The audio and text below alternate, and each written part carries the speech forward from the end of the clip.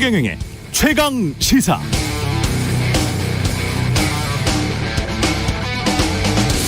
네, 지난주 금요일부터 뉴스가 참 많았습니다. 법원 가처분 신청에서는 조호영 비대위 위원장 직무 집행 정지가 나왔고, 그러자 국민의힘에서는 긴급 의원총회를 열어서 당원 당규를 정비해서 새 비대위를 구성하겠다고 했습니다. 국민의힘 권성동 원내대표가 맥주, 소주, 기자들을 앞에 두고 노래를 부르는 사진과 짤막한 동영상 기사가 나왔다가 사라지기도 했고, 세계 최고 권위의 주간지 중 하나인 영국 이코노미스트는 윤석열 대통령을 정치의 기본도 모른다면서 헤드라인 기사로 비판했습니다. 미국 연준 의장인 제롬 파월은 인플레이션을 잡는 것에는 조건이 없다, 무조건 잡아야 한다고 말하면서 그 결과 미국 가계 일부에게 고통이 있을 것이다 라고 말했습니다. 다우 지수는 1000포인트 넘게 하락했고, 서울에서도 아파트 가격이 직전 신고가 대비 30% 정도 하락한 수준에서 매매가 이루어졌다는 보도가 있었습니다. 요즘 하루 평균 코로나 확진자 숫자는 10만 명 수준. 그럼 일주일에 자가 격리해야 하는 사람이 전국적으로 70만 명이라는 뜻이죠. 생업에 큰 지장이 없는 사람들도 있겠지만 하루벌이가 아쉬운 사람들은 어떻게 할까요? 네, 안녕하십니까. 8월 29일 세상에 이익이 되는 방송 최경영의 최강시사 출발합니다. 저는 KBS 최경영 기자고요. 최경영의 최강시사 유튜브에 검색하시면 실시간 방송 보실 수 있습니다. 문자 자면은 짧은 문자 50원, 긴 문자 100원이 드는 샵9730 또는 유튜브 무료 콩 어플 많은 이용 부탁드리고요. 오늘 최강시사 조경태 국민의힘 의원 연결해서 국민의힘 비대위 해체 이후에 또다시 비대위 출범 어떻게 보고 있는지 들어보도록 하겠습니다. 이어서 박지원 국정원장 만납니다.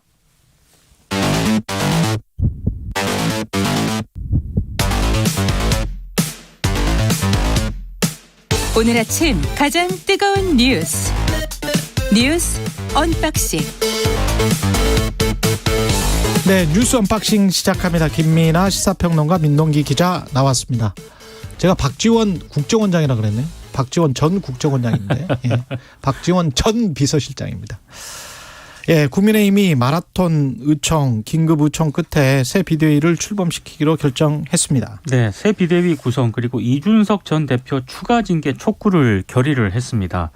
근데 법원이 가처분 신청을 인용을 할 때 기본적인 취지가 현재 국민의힘이 비대위로 갈 만한 상황이 비상 상황이 아니다라는 게 기본 취지였는데, 언론들의 평가는 사실상 법원 결정에 불복을 한 것이다라고 지금 지적을 하고 있고요.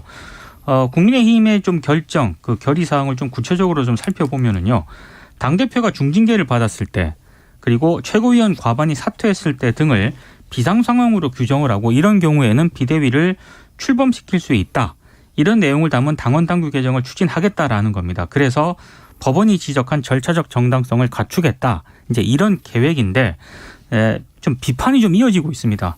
실제로 의총에서도 일부 의원들이 법원 결정에 따라 비대위를 해산하고 최고위로 돌아가자, 이런 취지의 주장을 했는데 일단 수용은 안 됐고요.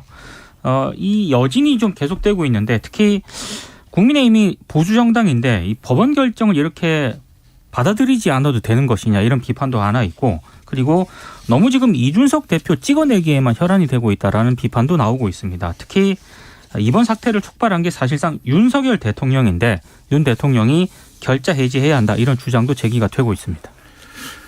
한 4시간 동안 회의를 했는데, 예. 선택할 수 있는 선택지가 사실 많지 않은 거죠. 그러니까는 지금 주호영 비대위원장이 직무가 정지됐기 때문에 사실 법적으로만 보면은 주호영 비대위원장만 빼고 지금 비대위로 계속 가도 문제가 없는 겁니다. 그런데 이준석 대표 측에서는 또 가처분한다고 하고 법적인 논란을 주렁주렁 달고 갈 수 없는 것이니 그 법적인 논란을 덜어야겠는데, 그러려면 가장 깔끔한 방법은 이준석 대표 체제로 그냥 돌아가는 거거든요.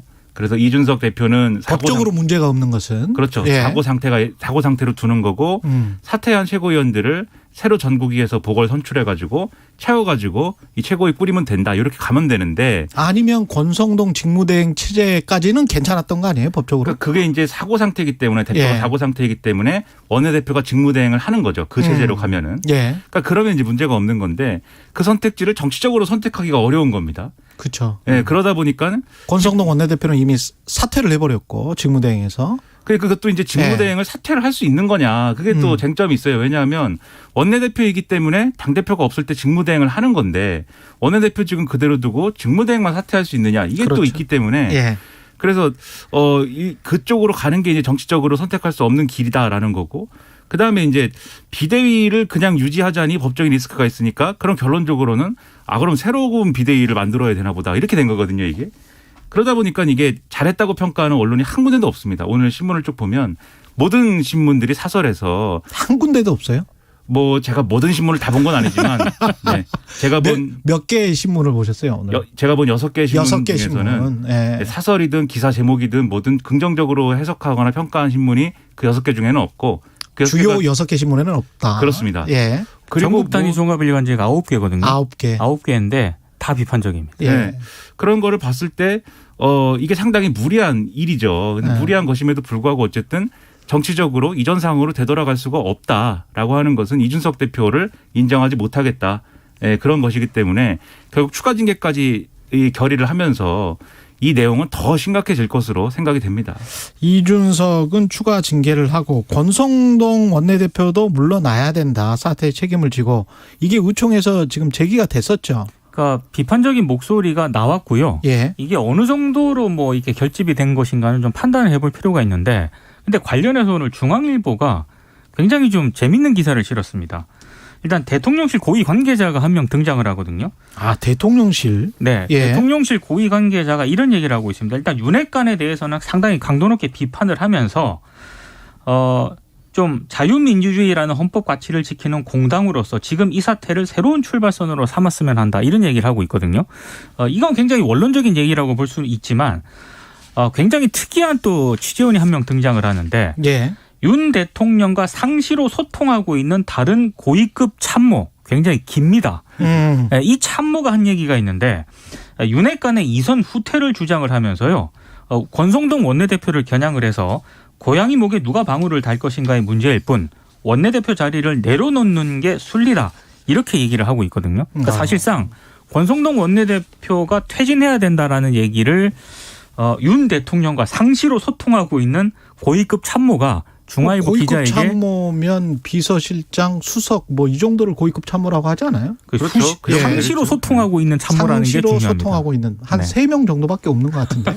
그렇죠. 그러니까 사실 부담스러운 네. 부분이 추석 앞두고 이 계속 여론이 안 좋거든요. 네. 소위 말하는 윤핵관이라고 하는 측근 그룹하고 대통령이 뭔가 끊어야 된다라는 여론이 있기 때문에 이런 얘기도 하고 대통령실 쇄신도 한다고 하고 뭐 이런 건데 다만 이제 권성동 원내대표 입장에서는 두 가지 문제가 있습니다. 그냥 직을 내려놓을 수 없는.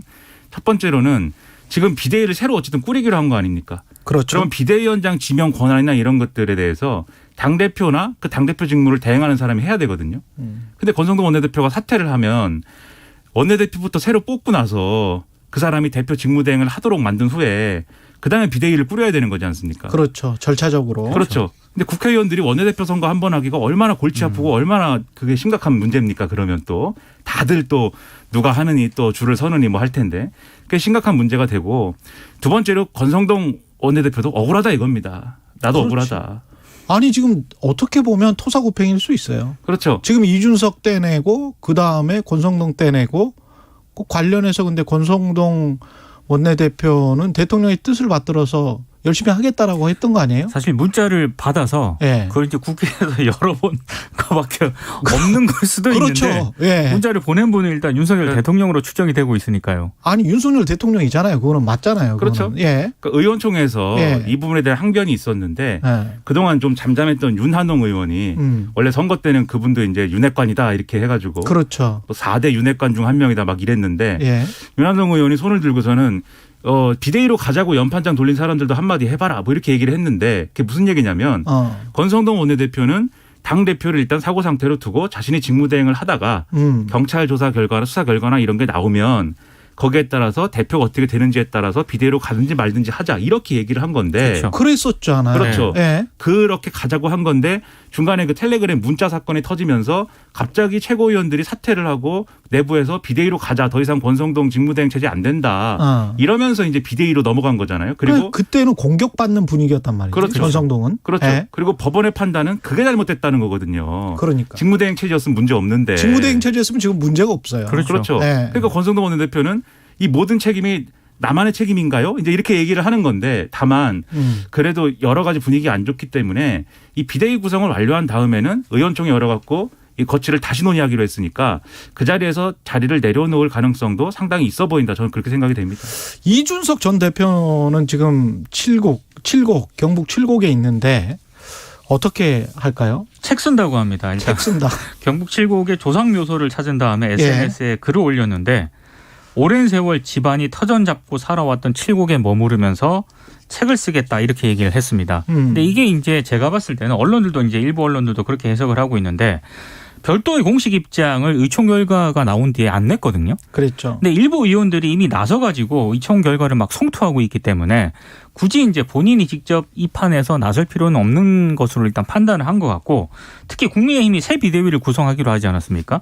그렇다라고 한다면은 새 비대위 구성을 위한 당원 당규 이제 개정 조치에 이제 국민의힘이 나설 것으로 보이는데 아마 이때 공식적인 입장이라든가 이런 거를 내놓아도 뭐 무관치 않다 이렇게 생각을 하고 있는 것 같습니다. 근데 이제 이준석 대표 입장에서 그냥 비대위를 또 한다 뭐 이러는 그런 것들이 이제 법적 대응을 또 하는 방향으로 얘기를 할 겁니다. 일단 이준석 전 대표 이제 변호인단은 비대위를 새로 꾸리는 것도 그것도 이제 위법한 것이다라면서 이제 나름의 법적 대응을 할 준비를 하고 있는데 근데 그런 상황보다 이준석 전 대표 입장에서 더 지금 문제인 거는 추가 징계를 그렇죠. 한다. 추가 징계를 해야 된다라고 의원총회가 결의를 한 이 부분이에요.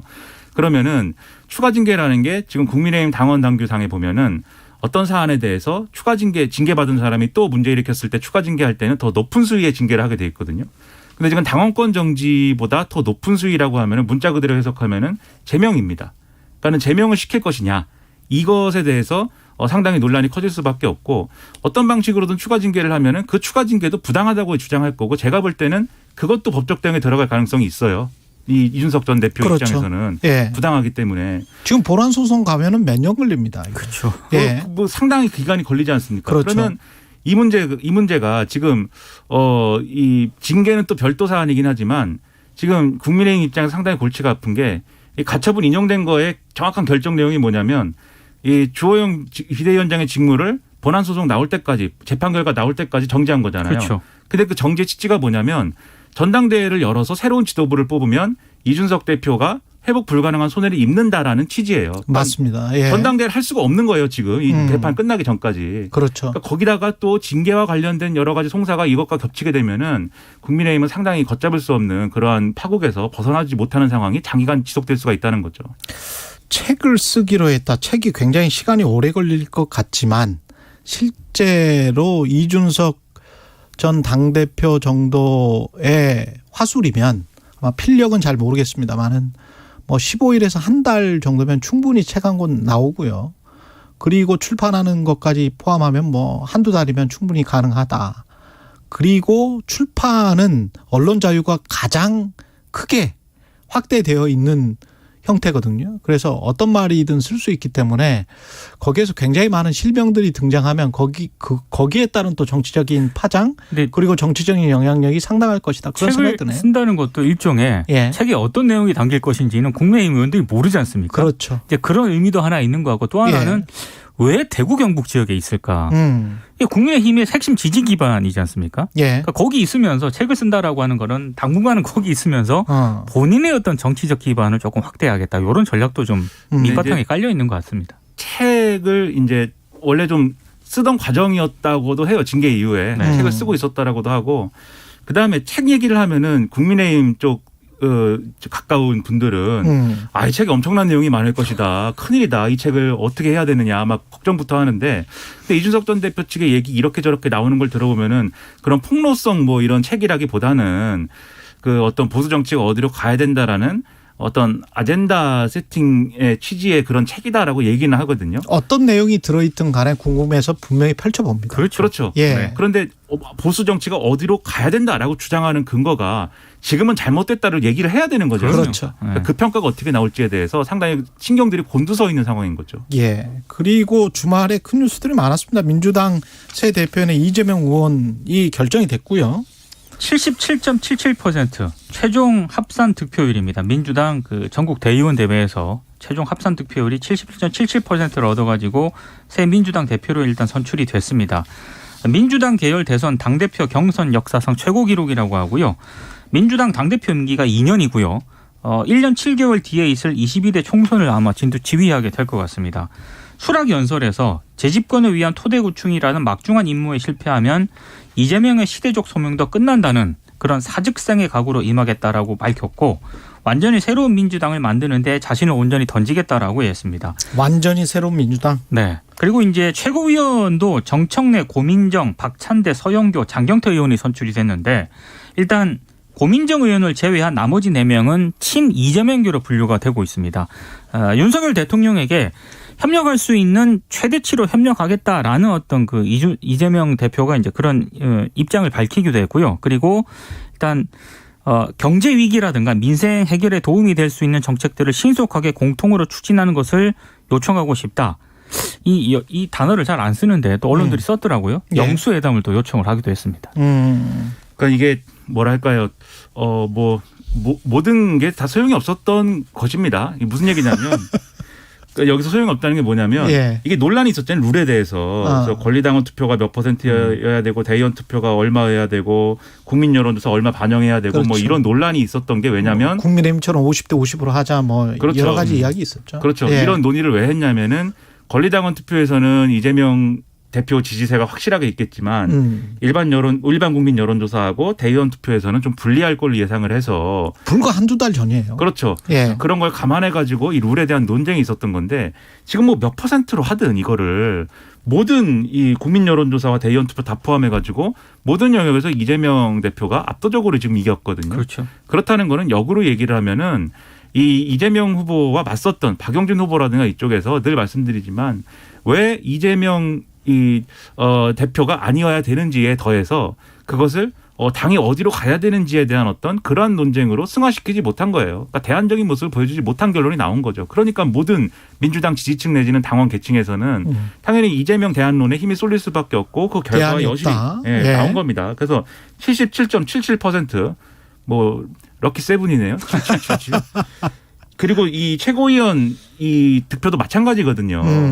지금 현장에서 대의원 투표는 좀 다를 것이다라는 기대가 있었는데 물론 이 대의원 표심이 정청래 이 최고위원한테는 좋지 않았습니다. 4등 했는데 하지만 총합을 해보면은 결국 이제 이 소위 말 언론이 얘기하는 이제 친명 일색의 지도부다라는 평가 그런 평가가 가능할 만큼의 일방적인 선거가 이제 된 거거든요. 정청래, 고민정, 박찬대, 서영교, 장경태 이렇게 최고위원 됐습니다. 그렇습니다. 그러니까요. 네.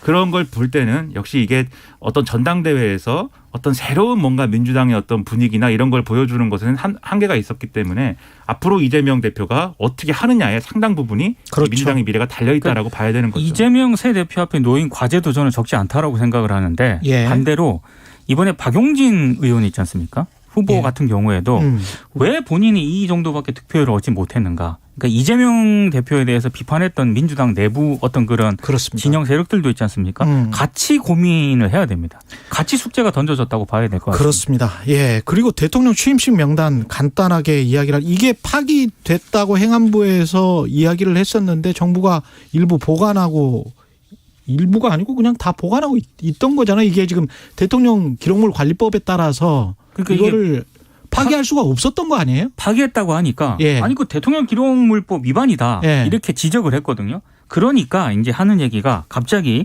초청자 개인정보는 파기했는데 공문으로 접수된 초청자 명단은 정상적으로 국가기록원 이관을 추진 중이다. 이렇게 해명을 한 겁니다. 그러니까 처음에는 완전히 다 파기했다라고 했다가 그 법 위반이다라고 얘기를 하니까 공문으로 접수된 초청자 명단은 국가기록원 이관을 추진 중이다라고 해명을 했는데 이 해명은 조금 납득이 안 되는 대목이 그리고 대통령실에서는 참석 여부는 아직 알 수 없다. 그렇습니다. 확인해 줄 수 없다. 이게 지금 말장난이지 초청한 사람들을 알고 싶어 하는 거지 국민들이 참석 여부는 그때 바빠서 못 왔으면은 우리가 그걸 알 필요는 없는 거 아니에요? 그렇죠. 그렇기도 하고 언론에서 이 어떤 누굴 초청했는지 알고 싶다라는 거는 그 사람들의 개인정보를 알고 싶다는 게 아니잖아요. 그렇잖아요. 그렇죠. 주민번호, 주소, 무슨 전화번호를 알고 싶다는 게 아니라 어떤 사람들을 대통령 내지는 배우자가 초청을 한 것이냐, 영부인이 초청을 한 것이냐, 그 사람들이 적절하냐. 왜냐하면 취임식장에 적절하지 않은 듯한 사람들이 앉아 있고 뭐 이런 것들이 포착이 됐으니까요. 그렇죠. 확인이 됐으니까 그런 걸 확인하고자 하는 것인데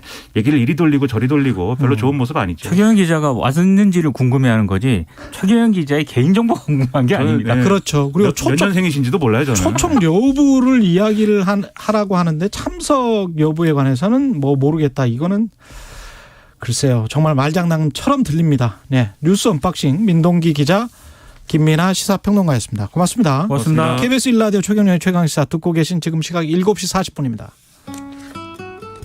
날씨 정보입니다. 오늘 중부지방은 오후까지, 호남과 경북은 저녁까지 빗방울이 떨어지거나 혹은 약하게 비가 내리겠습니다. 전국적으로 희뿌연 구름으로 가득하고요. 중부지방 곳곳에 빗방울이 떨어지고 있습니다. 고온 다습한 공기보다 건조한 영역에 힘이 강해서 아주 가는 비가 내리고 있는데요.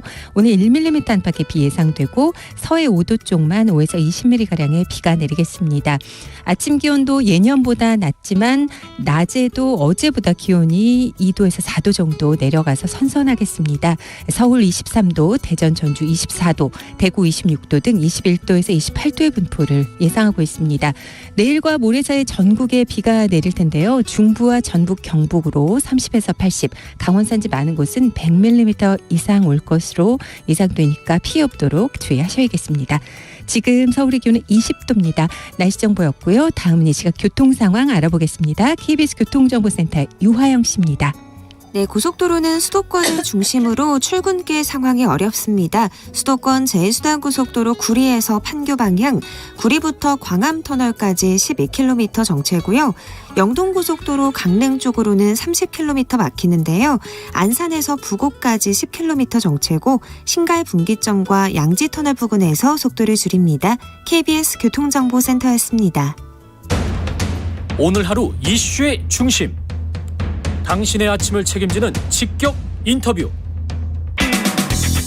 여러분은 지금 KBS 1라디오 최경영의 최강시사와 함께하고 계십니다. 네, 국민의힘이 5시간 마라톤 의총을 열었고 새로운 비대위 체제로 간다 결론을 내렸습니다. 의총 결과에 반발하면서 권성동 원내대표의 사퇴를 요구하는 목소리도 나오고 있습니다. 어제 기자회견한 국민의힘 중진 조경태 의원 전화로 연결돼 있습니다. 안녕하세요. 네, 안녕하십니까. 예. 어제 기자회견에서 지난 의총 결정에 대해서 국민과 당원을 졸로 보는 것, 굉장히 좀 강하게 말씀을 하셨는데 이렇게 강하게 비판하시는 이유가 뭘까요? 네, 지금 사실은 윤석열 새 정부가 들어온 지 지금 이제 겨우 100일이 넘었지 않습니까? 예. 그러면은 윤 정부의 성공을 위해서 당이 뒷받침을 해줘야 되는데 지금 당이 이렇게 분열이 돼가지고 계속하게 되면은 결국은 이 정부에도 큰 부담으로 작용할 것이고요. 또한 민심이 어떤 역행하는 민심은 분열되지 말고 통합의 길을 가라는 그런 메시지가 아닙니까? 그리고 법원의 판결을 겸허하게 수용하고 받아들이는 그런 자세가 필요한데 그에 대해서 지난 의총은 반대적인 그런 결정을 했습니다. 이 부분에 대해서 지금 현재의 원내 지도부는 좀 결단해야 된다. 그런 의미를 담고 있다 보면 되겠습니다. 근데 제가 이제 반론 차원에서 질문 드리는 건데요. 권성동 원내대표 입장에서 보면은 지금 말씀하신 것처럼 통합의 길로 가라라고 하면 다 아우르고 간다고 하면 권성동 원내대표까지 사퇴를 해야 된다. 이거는 어떻게 생각을 하세요? 그때는 사퇴를 해야 된다라고 말씀을 하셨는데. 권성동 의원은 보고 지금 정계 은퇴 지금 하라고 하는 게 아니지 않습니까? 예. 원내대표 중에서 물러나는 거지. 정치를 그만두라는 뜻은 아니잖아요. 예. 네네. 그래서 그거하고 이렇게 저는 보기는 좀 어려운 것 같고요. 어쨌든 이 사태를 불러오게 한 그 장본인이 누굽니까? 지난번에 그 엄지척입니까? 사진이 문자가 공개되면서부터 이게 시작된 거 아닙니까? 체리따봉. 예. 네네네. 그 원내 지도부에 있는 분들은 항상 그 말조심이나 행동을 저는 조심해야 된다고 보고 있고요. 어쨌든 그러한 실수, 잘못으로 인해서 저는 발생한 문제라고 보고 있고, 또한 수해와 을지훈련 때문에 술을 마시지 말자. 알기를 또 금주령이 내려졌지 않습니까? 예. 최근 연찬회의를 이야기합니다. 예. 근데 또 기자들 대통령 가시고 나서 또 음주하는 장면이 또 나왔죠. 예. 상당히 또 우리 당을 곤란하게 만든 거 아니겠습니까? 지금 수혜가 아직까지 복구가 다 되지 않았거든요. 예. 지금 엄중한 시기에 당 지도부가 좀 신경치 못한 그런 행동들을 보인다는 것 자체가 저는 여러 번 실수를 했다 이렇게 보고 있거든요. 예, 그러면은 지금이라도 이제는 좀 물러나는 것이 그것이 국민들과 당원들에 대한 도리다 이렇게 생각하는 거죠. 근데 유승민 전 의원 같은 경우는 아까 말씀하신 체리따봉 문자와 관련해서 그 대통령을 지켜가면서 본인 문자로 이 난리인데 모르쇠로 일관하고 있다, 부정직하다 이렇게 비판을 하고 있거든요. 우리가 개인적으로는 누구든지 사실은 험담도 하고 욕도 할 수 있는 욕도 하지 않습니까? 예. 근데 그것을 그런 부분에 대해서 물론 그리 안 하면 좋지만 그런 일이 이제 사실은 우리 살아가면서 비일비재하거든요. 근데 그걸 공개한 사람이 그게 의도적이든 의도적이지 않았던 그분이 저는 훨씬 더 큰 책임이 있다 이렇게 보거든요. 예, 그래서 그런 부분에 대해서 물론 유승민 의원의 어떤 그런 전 의원의 주장도 그런 주장이 또 할 수도 있죠. 그분의 입장에서는. 근데 저는 당의 입장에서 봤을 때는 어쨌든 그런 부분을 공개하도록 만든 분은 이제 대통령이 아니라 권성동 원내대표 자신이다. 저는 그렇게 보고 있는 거지요. 또 그게 또 사실이지 않습니까? 그럴 때 말씀하십시오. 어쨌든 당의 원내대표로서 신중치 못한 그런 행동에 대해서는 좀 책임을 지는 것이 맞다 이렇게 보는 거죠. 주말 의총 전에 중진 의원 간담회에도 지금 조 의원님 참석하셨죠? 저는 지난번 중진회의는 참석했고 이번에는 제가 참석을 하지 않았습니다. 그랬군요. 그때 중진 의원 간담회에서 권성동 원내대표에게 사퇴 결단을 해달라고 그런 말이 없었나요? 어떻게 들으셨습니까? 제가 중진회의 가보면요. 분위기 자체가 앞에다 해놓고 이렇게 물러나라 이렇게 하는 그런 분위기들은 그런 분위기는 잘 안 이어지는 것 같아요. 아무래도 서로 간에 아무래도 좀 여러 가지 사정들이 있으시겠죠. 인간적인 그래도 불구하고 스스로가 상대방들이 얘기하기 전에 스스로가 결단하는 그런 자세들이 필요한데 그게 바로 책임 정치거든요. 예. 근데 이 보수 정당에는 우리 국민의힘이나 더불어민주당, 진보 정당의 더불어민주당에는 이 책임 정치가 상당히 실종됐다 이런 생각이 들어요. 예. 책임질 줄 아는 그런 모습들을 좀 더 솔선수범하는 모습들을 좀 보여야 된다 이런 생각을 합니다. 그러면 조 의원님 해법은 권성동 원내대표가 물러나고 새로운 비대위 체제를 구성하는 것은 반대하시는 게 아닌가요? 어떻게 되나요? 저는 이제 일의 순서가 지금 지금의 비대위 체제에 대해서 법원에서는 어쨌든 받아들이지 않은 거 아닙니까? 그렇죠. 그렇다면은 지금의 비대위를 구성시킨 원내 지도부 원내대표는 좀 정통성을 상실했다 이렇게 보는 거거든요. 예. 따라서 새롭게 원내대표를 뽑아서 선출해서 그 원내대표가 향후에 이 지금 일들을 수습해 나가도록 하는 것이 순리에 맞지 않는가 이렇게 보고 있는 거지요. 그러니까 새롭게 원내대표를 뽑아서 그 원내대표가 직무대행을 해야 된다 이런 말씀이신 것 같은데요. 근데 직무대행을 하든지 비대위로 하든지 그때 가서 가 내 몫이다. 지금의 건 원내대표 체제에서 이걸 이렇게 뭡니까 구성하고 또 시도하게 되면은 또 며칠 전에 이준석 대표도 또 가처분 신청 또 하겠다 했지 않습니까? 그렇죠. 예, 그렇다면은 이 분란이 계속 장기화가 되고 그렇다면은 지금 곧 이제 정기국회가 열리는데 지금 윤석열 정부의 그 새로운 그 개혁 국정 과제들이 있지 않습니까? 예. 노동과 교육과 또 노동 교육 등의 어떤 국정 과제들이 이제는 차질을 빚을 가능성이 많거든요. 그래서 이런 부분에 대해서 당이 하루라도 빨리 안정을 찾고 좀 여당다운 모습. 결국은 여당이 지금 어떤 한 사람 쫓아내려고 온 당력을 다 집중하는 듯한 그런 느낌이거든요. 예. 그러다 보니까 국민들과 당원들은 분노하고 있습니다, 사실은. 예. 지금은 어떤 한 개인을 정치적으로 쫓아내는데 몰입 당력을 쏟을 것이 아니라 어려운 지금 민생을 저는 챙기고 윤석열 정부의 어떤 그 국정 과제들을 도우는 힘을 실어주는 힘이 되는 그런 어떤 여당의 모습을 보여야 된다. 정부 여당의 모습이 돼야 된다. 저는 그런 입장이지요. 정리를 해보면 권성동 원내대표 사퇴 그리고 새 대표 그게 그 이후에 직무대행으로 갈지 비대위로 갈지는 그때 가서 그리고 난 다음에 이제 전당대회에서 새로운 대표 이렇게 지금 말씀을 하시는 거네요.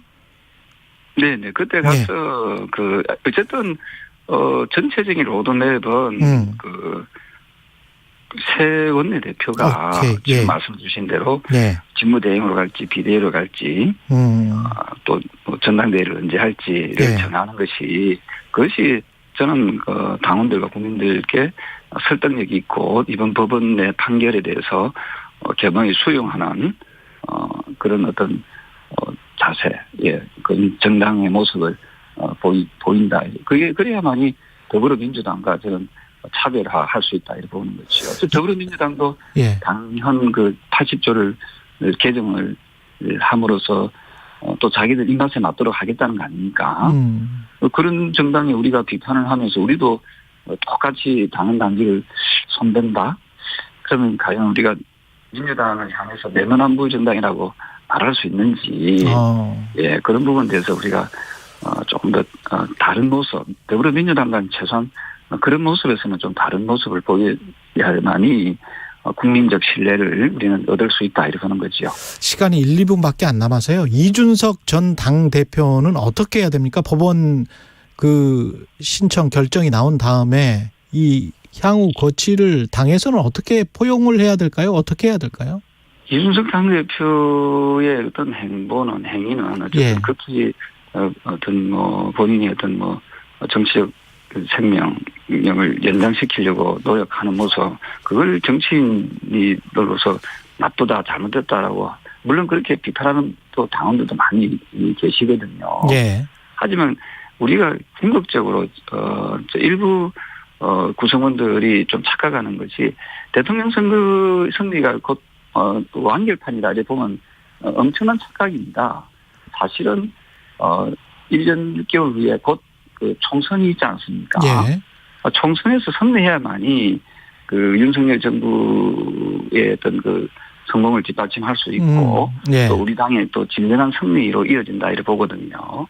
그래서 우리가 조금 더 큰 정치를 해야 되고 뺄셈의 정치가 아니라 더 셈의 정치를 할 수 있도록 우리 모두 힘을 모아야 될 그런 시기가 아닌가 그리 보고 있습니다. 그 덧셈에는 이준석도 포함이 돼야 된다. 저는 총선 승리에 방점을 준다면은 저는 어떤 우리 당을 지지하고 아끼는 분들은 포용하는 것이 그것이 합리적인 그것이 또 합당한 부분이다. 저는 그래 보는 거죠. 여기까지 듣겠습니다. 고맙습니다. 네, 감사합니다. 국민의힘 중진 조경태 의원이었습니다.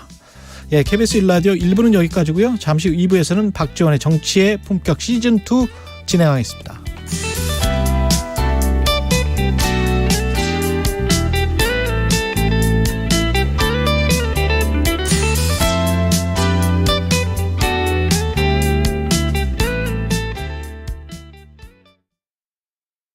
안녕하세요. 통계청장 한훈입니다. 매년 9월 1일은 통계의 날입니다. 그동안 통계조사에 협조해 주신 국민 여러분께 감사드립니다. 물가, 고용, 소득과 같은 국민 여러분의 소중한 정보는 개인은 물론 국가의 의사결정에 큰 도움이 됩니다. 아울러 코로나19로 대면 조사가 어려워진 상황을 감안하여 비대면 조사와 행정자료 활용으로 국민 여러분의 부담을 줄이고 있습니다. 국민 여러분의 적극적인 조사 참여는 과학적 국정 운영을 밝혀줄 빛이 될 것입니다. 이 캠페인은 통계청과 함께합니다. 우리 함께 투명 페트병 분리배출해볼까요? 투명 페트병을 분리해 유색 페트병과 구분해 공동주택뿐만 아니라 단독 주택까지 함께해 내용물을 깨끗하게 비우고 라벨 떼고 압축해 뚜껑 닫고 공동단독 투명 페트 별도 배출 유색 투명 구분해서 분리 배출 투명 페트병 분리 배출 함께해요. 이 캠페인은 환경부와 한국환경공단이 함께합니다. 도착했는데 문이 안 열리는 거예요. 그러면 그때 쓰는 방법. 배달 왔습니다. 배달 시키신 분, 짜장면 시키신 분, 철가방, 달배. 2022 KBS 연중기획 기억을 기록하다. 97년 IMF 때부터 배달을 시작하게 된 배달 노동자 이성이라고 합니다. 달성군에 있는 조그마한 중국집이었고요. 대진 가게에서 1년 정도 일하다가 월성동에 지영반점이라고 또 있었어요. 그때 배달을 할 때는 다 직고용이었잖아요. 그리고 이제 같이 일을 하잖아요. 아침에 출근하면은 누구누구는 홀청소, 누구누구는 단무지, 누구누구는 어제 미수거를 찾아오기, 또 같이 뭐 술 마실 때도 많고 끝나고 당구 칠 때도 많고 요즘은 그런 게 전혀 없다 보니까 지금은 그때가 많이 그리워요. 주문. 배달이 바뀌었잖아요. 우리 정부는 회사만 알고 있고 지나가다가 배달 노동자들을 많이 만나도 다 낯선 사람들이고 모르는 사람들이에요. 지금은 오로지 나 홀로 각자 도생이 되었다. 코로나 이후로는 이제 비대면이 많이 늘어났고요. 그냥 놓고 가세요. 사진만 찍고 가세요. 그냥 좀 기계 같은 느낌? 기계 부품 같은 좀 그런 느낌을 좀 많이 받아요. 25년 동안 배달을 한 이성인 씨는 기억합니다. 친구들하고 마주칠까 모르는 동네로 가서 배달을 시작했습니다. 짜장면으로 시작된 배달은 전성시대를 맞이했지만 배달의 풍경은 점점 삭막해져 갑니다. 함께 울고 웃으며 일했던 동료들, 시선을 마주치며 음식을 건네봤던 손님들. 이제는 사라진 배달의 풍경을 뒤로한 채 오늘도 바람을 가르며 음식을 나눕니다. 당신과 대한민국의 기억, KBS가 기록합니다.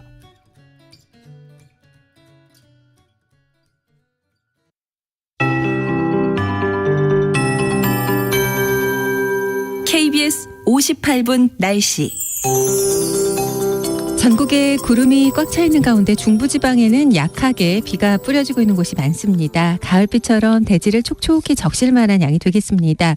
대부분 1mm 정도 오겠고요. 서해 5도 쪽으로 5에서 20mm 정도 되겠습니다. 아침 기온도 예년보다 낮은 기온이지만 낮에는 매우 선선하겠습니다. 어제보다 3도에서 5도 정도 내려가는 곳도 있겠는데요.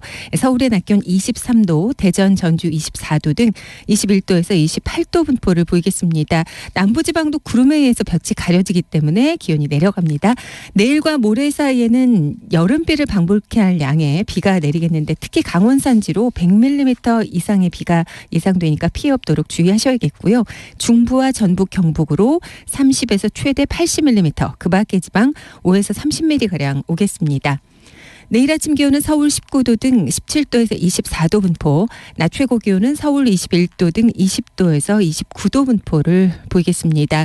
일본 도쿄 남동쪽 해상에서 태풍 흰남노가 발생해 서진 중인데요. 진로가 매우 유동적입니다. 9월 초쯤에 제주 남쪽 해상에 가까워지면서 강수 가능성이 있습니다.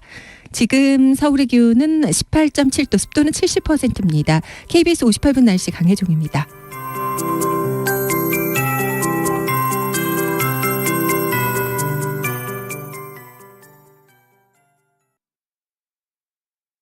정성을 다하는 국민의 방송 KBS가 8시를 알려드립니다. AM 711kHz, FM 97.3MHz, KBS 1라디오입니다. HLKA.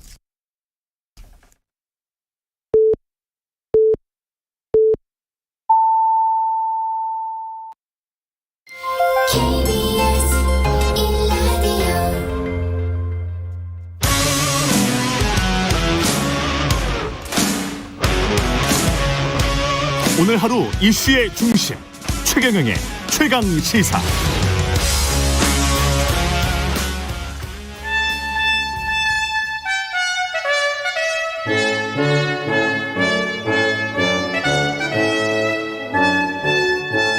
네, 매주 월요일 영원한 현역 박지원 전 비서실장과 함께하는 고품격 정치 토크, 박지원의 정치의 품격, 박지원 전 대통령 비서실장, 전 국정원장 나와 계십니다. 안녕하십니까? 네, 안녕하세요. 예, 그 유승민 전 의원의 말대로 난리가 났습니다. 세게 말씀하셨대요. 예, 난리가 났습니다. 근데 사고는 대통령이 치고. 예. 근데 외부에서 보기에도, 저 같은 그냥 기자가 보기에도 이게 급변해 버리네요. 이렇게 법원 결정이 나오니까. 처음부터 뭐라고 그랬어요? 이건 윤석열 대통령이 리더십이 굉장히 상처나고 있는데 지금도 미적거리잖아요. 예. 그래서 유승민 전 의원이 말씀한 대로 사고는 대통령이 치고 체리따봉으로 당, 대통령, 나라가 망하는 길로 가는 중이다. 여당 내부에서도 이렇게 심각하잖아요. 예. 절대 머뭇거려서는 안 됩니다. 지금 현재라도 집권 여당이기 때문에 억울하더라도 권성동 원내대표가 나가야만이 수습의 길이 열리고 그래야만이 윤석열 대통령도 살고 이준석 전 대표도 명분을 찾아서 좀 캄다운하는 거예요. 아, 그렇게 되는 거군요. 그 조경태 의원과 비슷한 의견이신 것 같은데. 그렇죠. 아니 홍준표 대구시장이 맨 먼저 그러더라고요. 권성동 원내대표가 물러가고 새 원내대표를 선출해서 예. 거기가 비대위원장을 하면서 해결하면 된다. 그거밖에 없잖아요.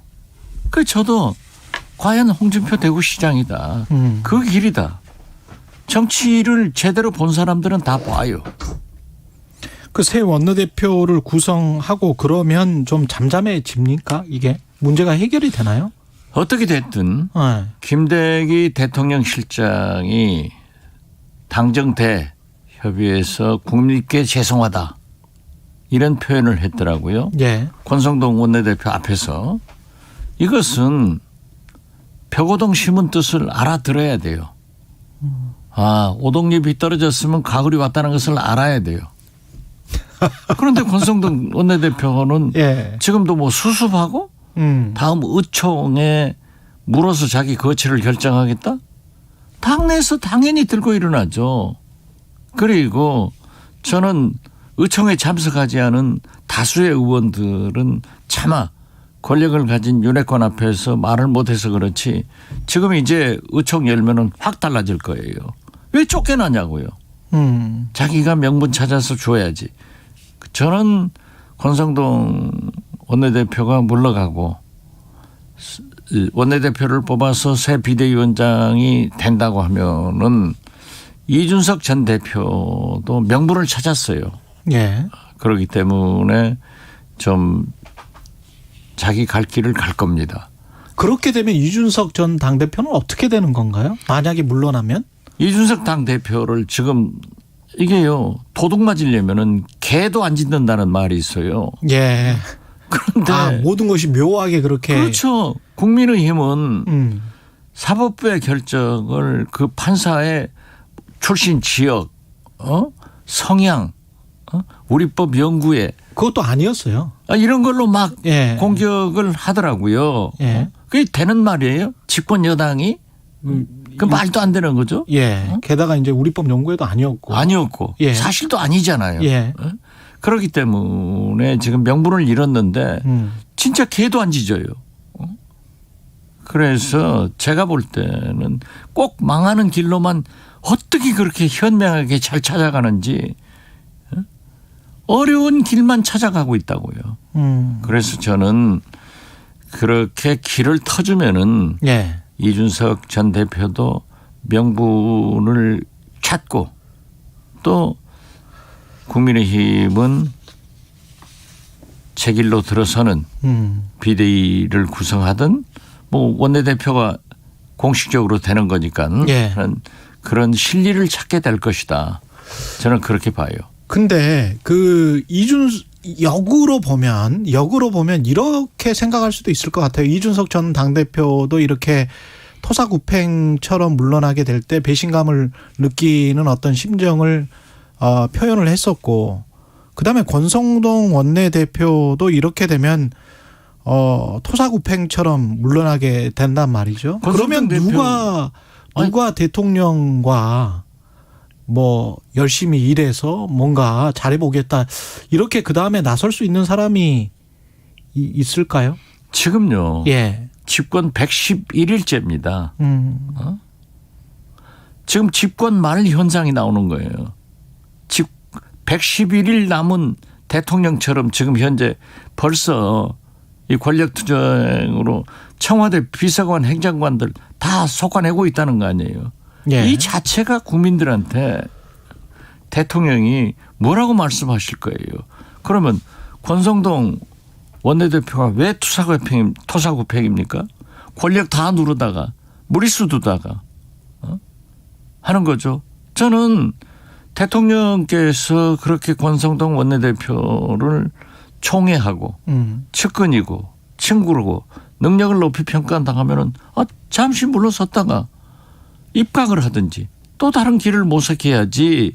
지금 현재는 안 돼요. 지금은 그럴 타임이 아니다. 아니죠. 그럴 시간이 아니다. 아니 당에서 저렇게 들고 일어서는데 뭘로 막을 거예요. 지금 제가 그랬잖아요. 호미로 막을 일을 가래로도 불도저라도 못 막는 거예요. 그래서 지금 이렇게 혼란스러운데 지금 미국, 중국, 인도 에너지, 곡물, 뭐 IAEA 핵 복잡하잖아요. 지금 세계 경제가. 그런데 지금 그걸 왜 저렇게 단안을 하지 않고 미적거리면은 지지도만 더 떨어지죠. 그래서 저는 이준석 전 대표는 토사구팽 당했잖아요. 그리고 아주 못 돌아오게 체리따봉으로 만드니까 법원에 판결을 받아서 비대위원장이 인용이 됐단 말이에요. 그러면 여기서 집권 여당답게 책임을 통감하고 권성동 원내대표가 물러가주면서 새 원내대표를 빨리 구성해서 지도체제를 갖춰야지 저렇게 있으면 그게 말이 되겠어요? 이 상황에서 대통령은 어떻게 해야 됩니까? 당에 개입을 해야 되나요? 대통령은요. 자꾸 거짓말 하시면 안 돼요. 당무 개입하지 않는다? 체리따봉도 하고 몇 번 했잖아요. 지금 보십시오. 대통령 취임식 초청장 명단도 없다 하다가 나오잖아요. 행안부에서 그렇게 말했었죠. 없다고. 행안부도 그러고 대통령 청와대 대통령실도 말하고 이게 뭡니까? 대통령이 거짓말하고 대통령실이 거짓말을 하면은 국민은 누구를 믿고 살아요? 그러니까 모든 것은 집권 여당이나 정부나 대통령실이나 유승민 의원 말씀 맞다나 대통령이 책임인 겁니다. 그러나 우리가 대통령 중심제에서 책임지고 어떻게 하라 이 말은 안 되잖아요. 예. 그러니까 결국 대통령은 대국민 사과를 하든지 인적 개편을 통해서 새로운 것을 국민한테 보여야 되는 거예요. 이걸 못 하셔가지고 지금 권성동 사태까지 왔는데 저는 손에 장을 지져도 절대 못 갑니다. 정치란 게 그렇게 쉬운 게 아니에요. 검찰총장 하듯 중수부장한테 이거 수사해. 이게 안 돼요. 그러면 안 돼요.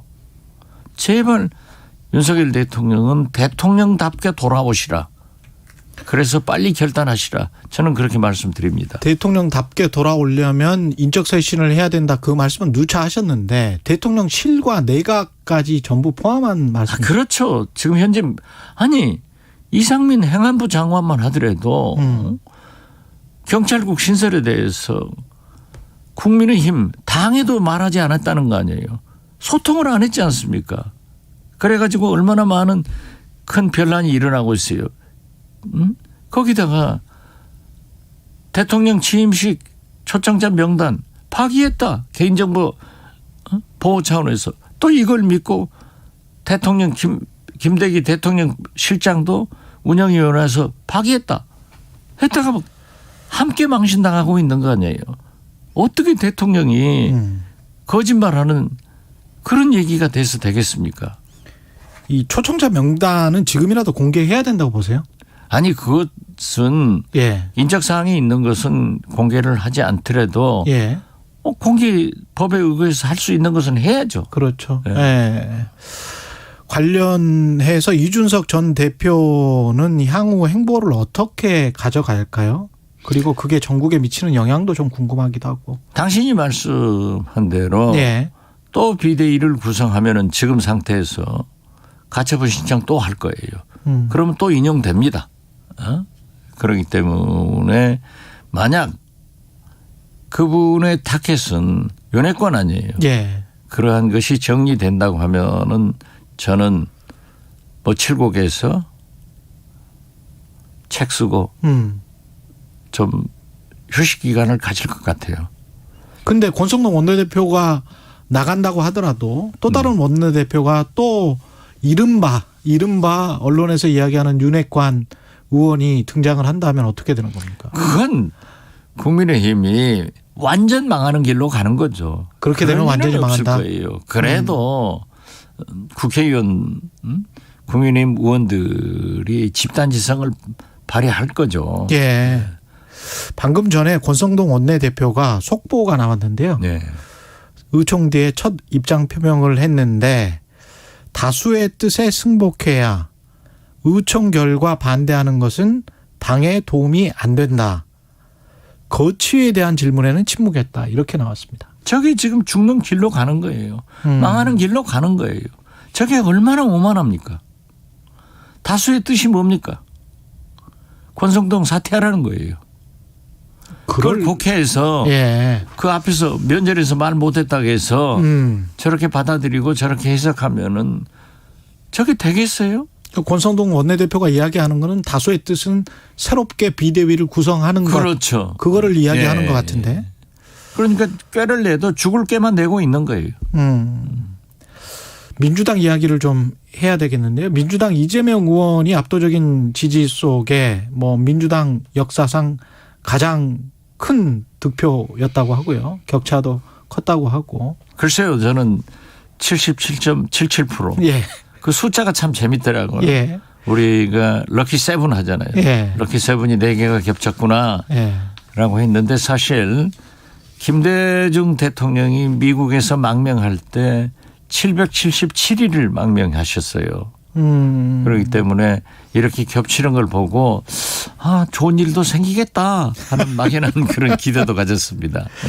그 페이스북에 SNS에 이재명 의원이 그렇게 써놨더라고요. 감사합니다. 당 혁신 민생 개혁의 성과로 보답하겠습니다. 근데 이제 이게 당 혁신이 어떤 당 혁신이고 민생 개혁의 성과가 무엇을 의미하는지 이것도 잘 모르겠고 앞으로 구체적으로 좀 나와야 될 것 같고 당 내부를 추스리는 문제 그다음에 통합하는 문제와 지금 아무래도 전국이 강대강으로 갈 수밖에 없는 그래서 윤석열 정부와 어떤 식으로 또 민주당이 자리매김하는 이거는 어떻게 보십니까? 제가 어제 SNS에 올렸더니 예. 기사들이 많이 났더라고요. 예. 심지어 어떤 분은 박 실장이 얘기한 대로 이재명 당대표 수락연설이 같다라고 하는데 똑같아요. 그게 상식이에요. 이재명 대표 어제 연설 잘하더라고요. 진짜 감동적으로 하더라고요. 첫째 당의 단합 단결을 위해서 당평 인사를 하겠다. 얼마나 좋아요. 예. 그리고 대여 관계는 민생이기 때문에 영수회담을 해서 민생 경제 문제는 머리를 맞대고 해결을 하는데 돕겠다. 그러나 역행하면은 싸우겠다. 이런 거 아니에요? 야당의 자세가 뭡니까? 지금 현재 윤석열 대통령의 민생 경제 물가 이런 문제는 아낌없이 협력하고 잘못하는 일, 역행하는 일은 대북 정책 같은 것은 싸워야죠. 그래서 나는 협력할 것은 협력하고 싸울 것은 싸우겠다. 그래서 야당의 본질을 찾겠다라고 한 이재명 대표의 수락연설은 훌륭했다. 저는 이렇게 평가를 합니다.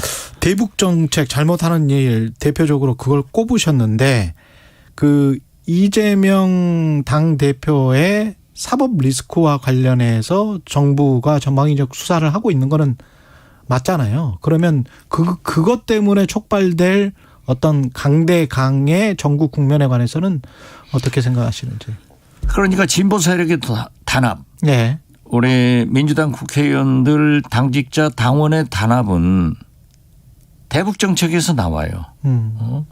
윤석열 대통령 보수의 상호주의가 있다가 하면은 진보의 해패 정책이 있는 거예요. 예. 그래서 확실하게 각오를 세워서 대북 평화 정책을 천명하면은 뭉쳐집니다.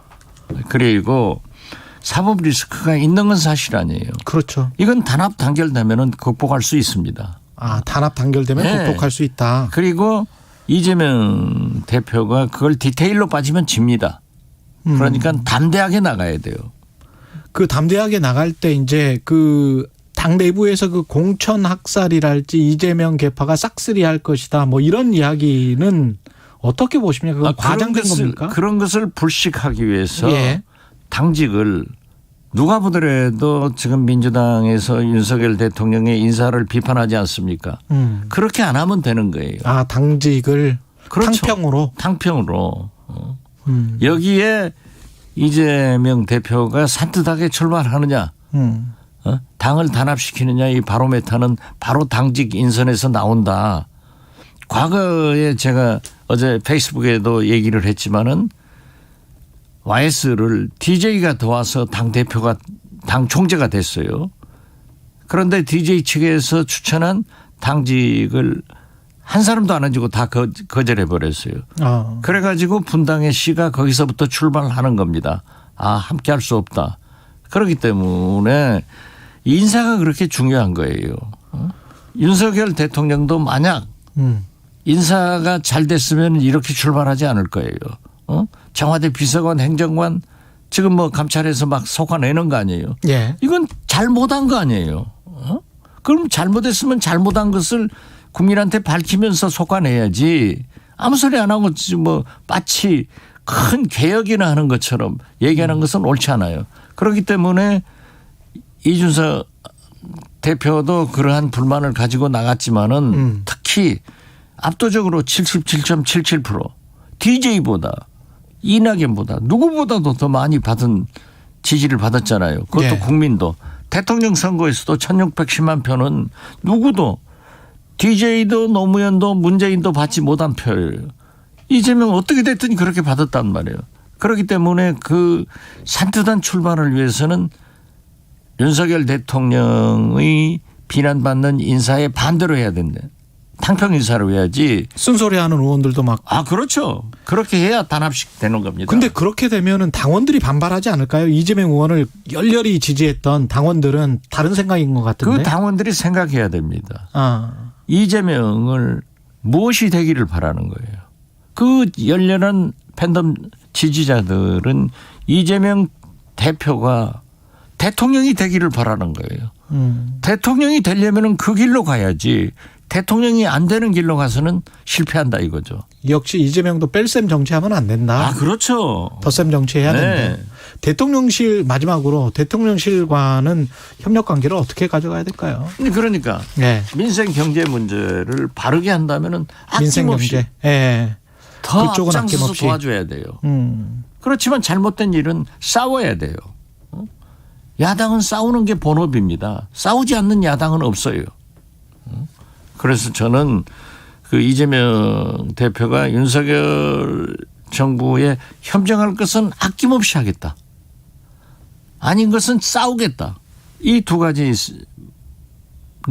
윤석열 대통령은 잘 이해를 하셔야 될 거예요. 알겠습니다. 여기까지 듣겠습니다. 영원한 현역 정치의 품격 박지원 전 국정원장이었습니다. 고맙습니다. 네, 감사합니다. 최경영의 최강시사는 여러분과 함께합니다. 짧은 문자 50원, 긴 문자 100원이 드는 샵 9730. 어플 콩과 유튜브는 무료로 참여하실 수 있습니다.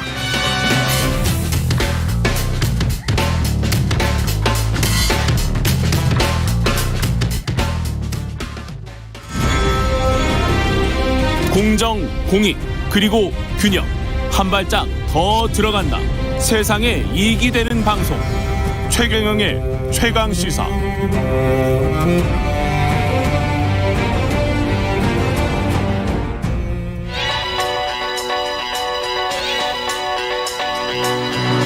최강시사 김봉신의 눈.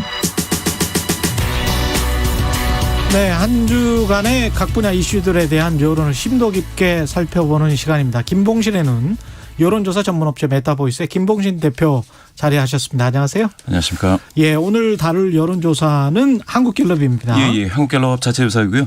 지난 8월 23일부터 25일까지 진행됐습니다. 자세한 사항은 중앙선거여론조사 심의위원회 홈페이지를 참조하시면 되겠습니다. 예, 매주 한국갤럽이 조사를 하고 있는데 지난주 상황이 어땠었나요?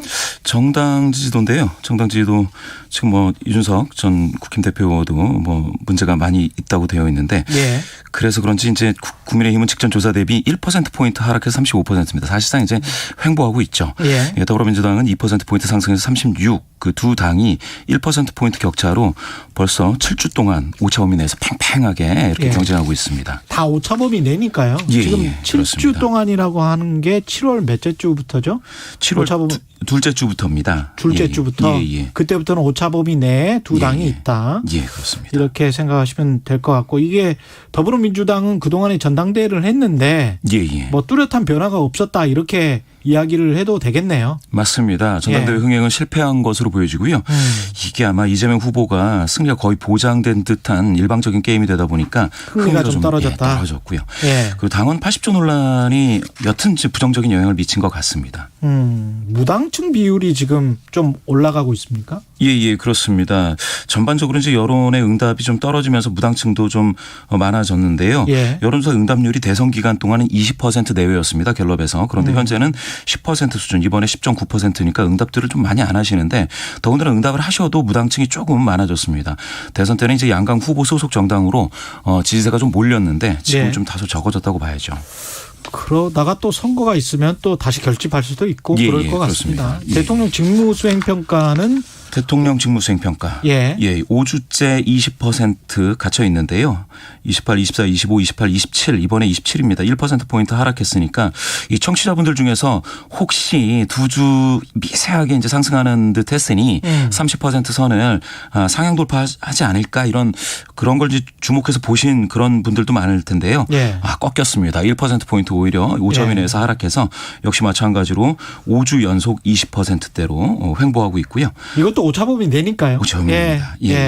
그리고 이제 그 부정률도 사실은 66, 66, 64, 64 해서 이번도 이제 동일하게 직전 조사와 동일합니다. 그러니까 7월 한 셋째 주, 넷째 주부터 28%가 나왔기 때문에 예, 맞습니다. 거기에서 정체돼 있다. 정체돼 전부 있습니다. 다 오차범위 냅니다. 예, 28, 24, 25, 28, 27. 예, 변동이 오차범위 냅니다. 예, 그렇게 될 것 같고 보수층은 부정평가가 긍정평가를 앞질렀네요. 보수층에서도. 예. 이게 근데 이제 그 오차범위 이내입니다. 긍정이 예. 44, 부정이 48. 수치만 보면 이제 앞지른 것 같지만 오차범위 내에서 팽팽하게 갈렸고요. 이게 이미 8월 1주에 24%로 이제 바닥을 쳤을 때 이때 보수에서 긍정률 50% 선이 무너졌었습니다. 예. 과거에도 이런 사례가 있습니까? 있었습니다. 예. 뭐 너무 극단적인 사례라 이게 비교가 될지 모르겠는데 박근혜 전 대통령 관련 그 최순실 사태 이제 한창이던 때에 그때는 아주 극단적이었고요. 예, 그렇습니다. 그리고 대통령 집무실 용산 이전에 대한 의견도 또 물어봤는데 예, 두 달 전에 동일한 질문을 했는데 그때와 비교해서 좋지 않게 본다가 이거는 오차범위 밖으로 맞습니다. 아주 커졌네요. 6월 2주에서는 44대 44로 긍부정이 이제 똑같았는데요. 지금은 좋게 본다는 긍정이 31에 머물고 부정이 56이니까 절반을 넘었습니다. 예. 격차가 무려 25%포인트 더 부정적으로 바뀐 겁니다. 그때가 6월 둘째 주 7일부터 9일까지 한국갤럽 자체 조사였고요. 예, 이것도 역시 뭐 자세한 내용은 중앙선거 여론조사 심의 홈페이지 보면 되시고 집무실 이전을 뭐 좋지 않게 보는 이유는 뭡니까? 예. 좋지 않게 보는 이유는 국고 세금 낭비다가 가장 많아서 41인데요. 아무래도 좀 불필요하게 낭비됐다. 그리고 뭐 이전할 이유가 있었느냐. 뭐 졸속으로 추진됐다. 뭐 이런 내용이니까 전반적으로 좀 심각하게 낭비적인 해보니 몇 달 지나 보니 효과도 없고 뭐 이런 내용인 것 별로더라. 같습니다. 예. 그 청와대 패션화보 촬영 논란이 있었는데 그게 혹시 재대응부실도 그때 출퇴근하다가 조금 전반적으로 이게 그러니까 처음에 용산 이슈 처음에 뜨거웠을 때 그때 당선자 대통령 평가 나쁘지 않고 이게 좀 긍정 기대가 좀 있었거든요. 용산 이전하면 어땠을까라는. 근데 막상 용산 이전을 해보고 나니까 방금 말씀하신 것처럼 대응도 안 되고 그리고 뭐 이런 좀 불필요한 논란도 나오고 혼선이 많이 나오니까 그리고 다른 악재와도 겹치니까 부정적 시너지가 굉장히 강해지는 상황입니다. 지금 출근길 약식 기자회견은 아직 괜찮죠 여론이? 계속하는 것이 좋다라고 얘기하는 응답이 이제 47 절반에 가깝고요. 중단하는 것이 좋다는 32에 머물렀습니다. 이 모든 연령대에서 계속 응답이 좀 더 우세했는데요. 아마도 이게 그나마 윤 대통령께 좀 기대하는 게 국민 소통 뭐 이런 측면 아니었겠습니까? 그렇죠. 이게 막 두 자리로는 아니더라도 한 자릿수로 나오고 막 이랬었는데 이 소통에 대한 그 기대는 뭐 마지막까지 좀 잡고 있는 것 같습니다. 그러네요. 그래서 출근길 기자회견은 여론이 그렇게 나쁘지 않습니다. 좋습니다. 그리고 한국은행이 지금 또 고정금리를 올렸는데 경제 전망에 대한 여론도 지금 발표됐어요. 갤럽에서. 여러 가지 전망에서 지금 안 좋은 상황인데 이게 지금 향후 1년간 경기가 좋아질 것이라는 응답이 16%에 지나지 않습니다. 지난달에 14%였으니까 계속해서 바닥을 치고 있는데요. 이게 최근에 뭐 한 2, 3년 봤을 때에 그 전에도 나쁘지 않았느냐 이럴 수가 있는데 그때는 그 코로나 팬데믹이 상당히 강할 때였습니다. 그렇죠. 그러니까 당연히 그랬을 텐데 7월 조사가 19일부터 21일이었습니다. 7월 조사는 19일부터 21일까지 여전히 그 중앙선거여론조사 심의위원회 홈페이지 참조하시면 되는데요. 팬데믹 이후에도 지금은 최저 수준으로 다시 빠진 거거든요. 이거 좀 심각하게 경제와 관련해서 공포감이 느껴질 정도로 좀 응답이 안 좋습니다. 나빠질 것이 56%입니다. 56%. 집값 등락 전망에 관해서도 물어봤는데 이것도 최고치를 찍었군요. 이게 이제 최고치라는 게 이제 내릴 것이다. 부동산 가격, 집값이 하락할 것이다가 61인데 이게 상당히 높은 수준입니다. 61%. 8월 25일. 8월 25일 나온 조사 이번 조사입니다. 오를 것이다. 오를 것이다가 14로 떨어졌습니다. 14. 그러니까 주택 경기 심리가 완전히 바닥을 치고 있고 거래 절벽으로 가고 있는 것 같습니다. 이게 또 이렇게 심리가 돼 있으면 또 경제에 영향을 미칠 수밖에 없을 것 같습니다. 맞습니다. 실물 경제에도 바로 이 심리적인 공포감이 영향을 미쳐 왔습니다. 지금까지.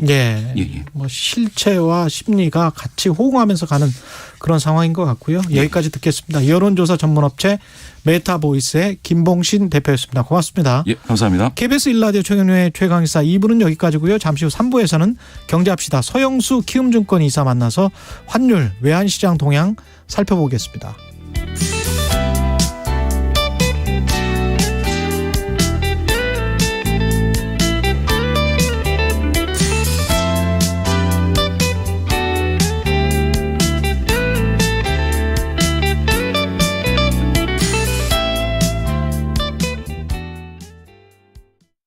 잠시 후 8시 반부터 일부 지역국에서는 해당 지역 방송을 보내드립니다.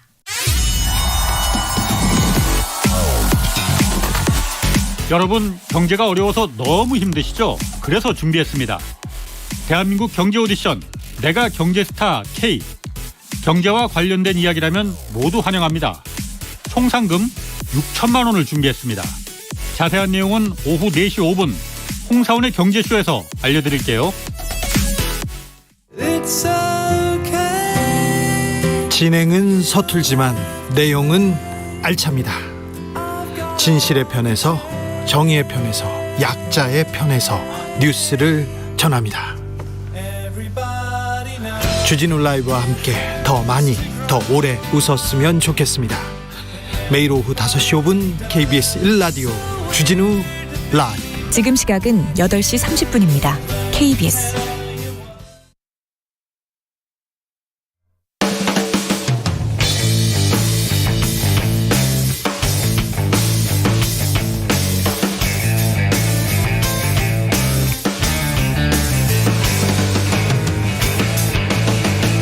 최경영의 최강 시사.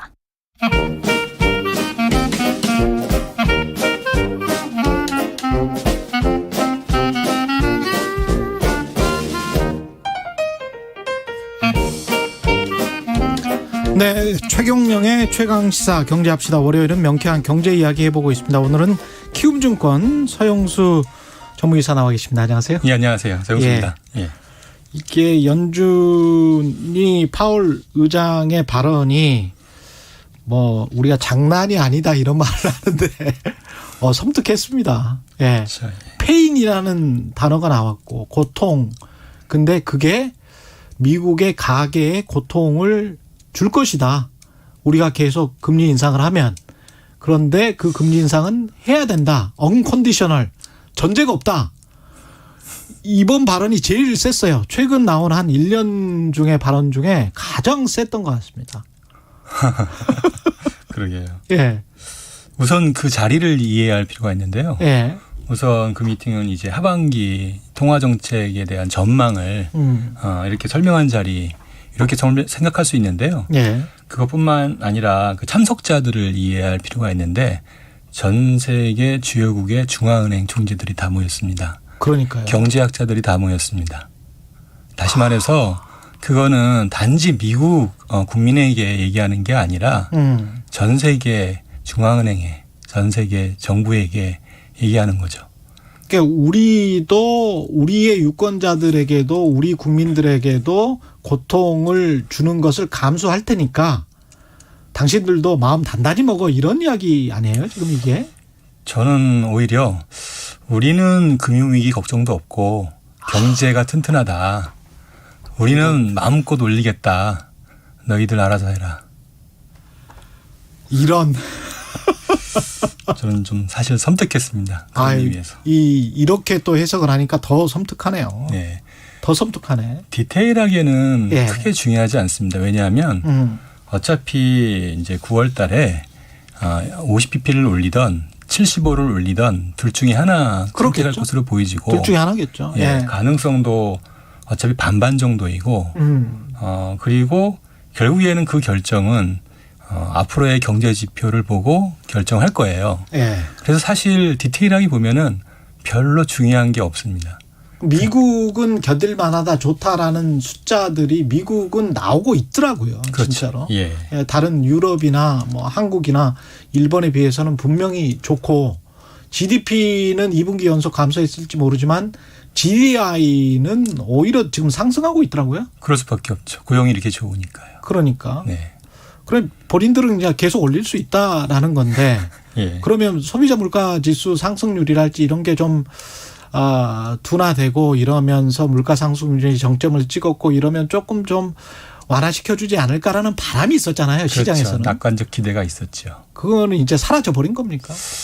더군다나 우리가 알아야 될 게 이번에 IRA 법안, 인플레이션 감축 법안 예. 있었잖아요. 예. 거기다가 이번에 스튜던트 론, 그렇죠. 예, 학자금 대출 탕감 그렇죠. 있었어요. 그것도 사실은 인플레이션을 불러일으키는 법안이죠, 뭐. 그렇죠. 특히나 이 학자금 대출 이 탕감 법안은 상당히 많은 영향을 미칠 것으로 보여지거든요. 그렇죠. 그러니까 이런 정책을 생각해 본다라면 당연히 인플레이션은 오히려 더 심해지겠죠. 분명히 그러니까 무슨 도덕적 해이나 채무 탕감에 관한 안 좋은 부정적인 묘사가 있는데도 불구하고 그건 어차피 이제 정책 공약이니까요. 이제 바이든의 공약이기도 하고요. 어차피 정책이라는 게 특정 계층에게는 유리하고 특정 계층에게는 불리하고 부작용이 있을 수밖에 없잖아요. 그 과정에서 이제 자기가 원하는 계층에 어떤 그런 정책적 지원을 하는 거고 특히나 지금 문제가 뭐냐면 코로나 정책 이후에 잘 아시겠지만 돈을 너무 많이 풀었고 그렇죠. 그 과정에서 빈부격차가 극도로 심해졌고 그 피해 계층을 본다라면 아마 2030 세대가 가장 많은 피해를 입었을 것으로 보여지고요. 미국 입장에서는 미국 어쩔 수 입장에서요. 예. 어쩔 수 없다. 예. 특히나 유럽을 본다라면 학자금은 정부가 되지 개인이 되지 않잖아요. 예. 그렇다라면은 어찌 보면은 그런 부분들은 뭐 어쩔 수 없는 불가피한 해야 되는 정책이라고도 할 수 있는 거고요. 자, 미국은 그러면 이것도 하고 저것도 하는 것 같습니다. 그러니까 그렇죠. 금리도 인상시키고 사람들을 좀 구제하기 위해서 다양한 정책을 쓸 만한 여력이 지금 분명히 있는 건데 중요한 건 통화 가치가 강하니까 통화 가치 워낙 돈 강하고 푸는 정책을 쉽게 예. 쉽게 낼 수 있겠죠. 강달러인 상황에서 뭐 그냥 계속 가도 되는 거죠. 미국은 그렇죠. 이렇게 인플레이션 감축 법안 역시 결국에는 공장을 미국에 지으라는 얘기잖아요. 그렇죠. 안 그래도 타이트한 고용에 또 고용을 더 미국에 창출하라는 얘기니. 그럼 기업들에게 보조금은 계속 주겠다는 이야기고. 그러니까요. 예. 결국에는 또 미국 경기는 더 좋겠죠. 그런 여건이 됩니다. 지금 에너지 위기나 뭐 이런 것들이 미국은 에너지 수출 국가이기 때문에 모든 면에서 참 공교롭게도 미국은 선택을 받은 국가가 돼버렸는데 우리 이야기를 안 할 수가 없죠. 한국은행은 지금 스탠스가 어떤 겁니까? 우선 한국은행 얘기를 하기에 앞서서 예. 우리가 이제 한국은행의 이제 의무, 법적 의무는 이제 물가 안정과 금융 안정. 이거 하나밖에 없죠. 우리는 두 가지입니다. 예, 두 가지. 안정, 예, 금융 안정. 예. 예. 금융 안정이라는 거는 금융 시스템 리스크, 금융 위기의 발생 가능성을 이렇게 줄이는 정책.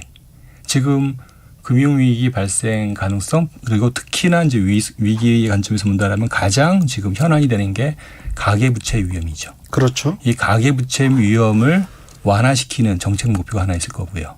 또 하나는 이제 물가 안정이 있을 수 있죠. 그렇죠. 물가 안정은 이게 이제 통화 가치의 안정. 더군다나 우리나라 같이 수입을 통해서 모든 걸 어떻게 소비해야 되는 거의 모든 걸. 예, 거의 모든 걸 소비해야 되는 한국 같은 나라에서는 통화 가치 안정이 절대적이란 말이에요. 그렇죠. 환율이 계속 뭐 이렇게 가치가 하락하면 우리는 큰일입니다. 사실. 예, 두 가지 예. 목표를 지금 해야 되는데 지금 보시면은 금리를 올리게 되면 통화 가치가 안정이 되고요.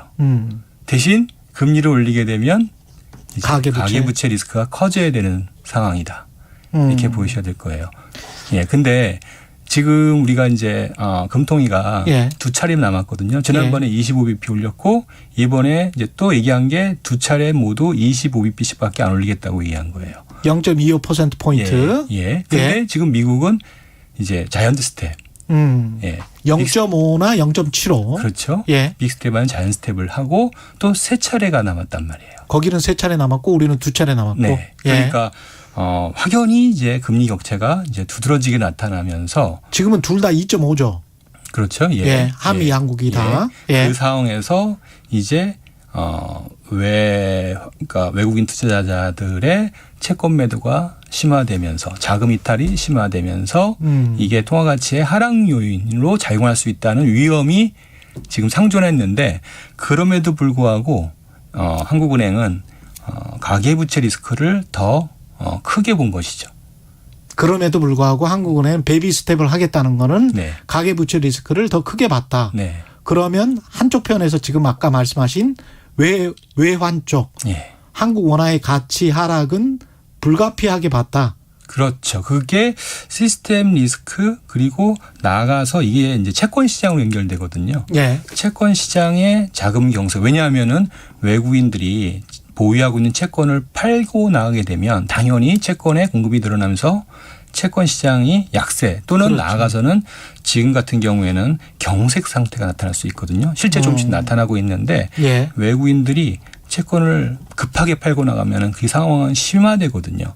채권 시장이 마비가 되면은 기업들의 자금 조달이 어려워질 수 있잖아요. 그렇죠. 이런 요인으로 인해서 또다시 금융 안정 위험을 높일 수 있는 그런 부분이 있어요. 두 가지의 지금 상황에 놓여 있는 거죠. 그리고 채권 시장이 불안하게 돼서 기업들이 자금 경색이 나타날 것 같으면 은행은 어떻게 행동을 합니까, 보통? 은행 입장에서는 가능하면 보수적으로 이제 할 수밖에 없는 거고요. 근데 이제 중요한 거는 이제 기업들 같은 경우에 특히 이제 우량 기업들은 기존에 한도 대출을 대부분 받아놨기 때문에 이렇게 채권 시장의 자금 사정이 어려워지게 되면 예. 기업들이 대출을 늘리게 돼요. 그렇죠. 예. 일단은 늘려놔야죠. 그렇죠. 대출 늘리게 돼요. 그러면은 은행 입장에서는 안 그래도 대출을 줄이고 싶은데 그렇죠. 대출이 늘어났단 말이에요. 위험을 지금 감지하고 있으니까. 예. 그러면 대안이 뭐냐? 가계 대출을 줄이는 거예요. 그러면 3 쿠션으로 또 가계 대출로 오네요. 예. 가계 부채 위험이 아까 높다고 말씀을 드렸는데 예. 이게 더 높아지는 문제가 발생하는 거예요. 그래서 결과론적으로는 이러든 저러든 또다시 가계 부채 위험으로 연결이 돼요. 근데 이 상황에서 지금 자산 가격이 조금씩 내려가다가 어제는 일부 아파트들이긴 하지만 서울의 아파트 가격의 매매가가 전고점 대비 30% 가까이 하락한 수준에서 실제로 거래가 됐다. 몇 개가. 그리고 거래량이 거의 없다. 뭐 이런 보도가 나왔거든요. 한 가지 아셔야 될 건 뭐냐면 예. 지금 같은 기준금리를 예를 들어서 이제 1%포인트 올린다 가정을 해보자고요. 그랬을 때 미국은 대출금리에 연결되는 게 기껏해야 0.1% 내외 정도가 오르는 거예요. 그만큼 영향이 적어요. 이미 많이 올려져 있습니까? 대부분 고정금리이기 때문에. 대부분 고정금리이기 때문에. 네. 네. 근데 우리는 뭐냐면 우리 시스템이 너무 취약하다 보니까 네. 1%를 올렸는데 대출금리가 1.5가 올라가는 거예요. 우리는 대부분 고정금리가 아니고 변동금리이기 때문에. 네. 예. 그리고 또 하나 우리의 이제 금융의 금융 안정보다는 금융 편의에 있다 보니까 결국에 대출금리는 시장금리 또는 예금금리에 연동되는데 예. 은행 간 예금금리 경쟁에 의해서 너무 빠른 속도로 이 대출금리가 올라가는 거예요. 예를 들면 그렇죠. 코픽스가 지난 한 달 동안 예. 0.5%포인트가 올라갔는데 이게 이번 달에도 최소 0.3에서 0.5 정도 오른다는 거예요. 불과 한두 달, 두세 달 사이에 100bp 이상, 1%포 이상 좀 대출금리가 오르는 상황이니 문제는 앞으로 금리가 더 오른다고 감안한다라면 예. 이거는 대출자 입장에서는 감당이 어려운 그런 이자 부담이 될 수밖에 없는 거죠. 이게 이제 현재 우리가 갖고 있는 문제인 거고 한국은행은 이 부분에 대해서 이제 먼저 민감하게 반응을 했다는 점. 두 번째는 뭐냐면 설사 한미 간 금리 격차가 네. 이제 역전된다 하더라도 외국인들이 채권을 별로 팔고 나가지 않을 것이다라는 좀 낙관적 기대를 한 게 아닌가. 과거에는 그랬거든요. 예. 예. 네, 그것이 같이 반영되면서 지금은 좀 다를까요? 지금은 좀 달라졌습니다. 왜 그러니까 이제 그렇습니까? 뭐냐면 어떤 요인들? 포인트는 뭐냐면 예.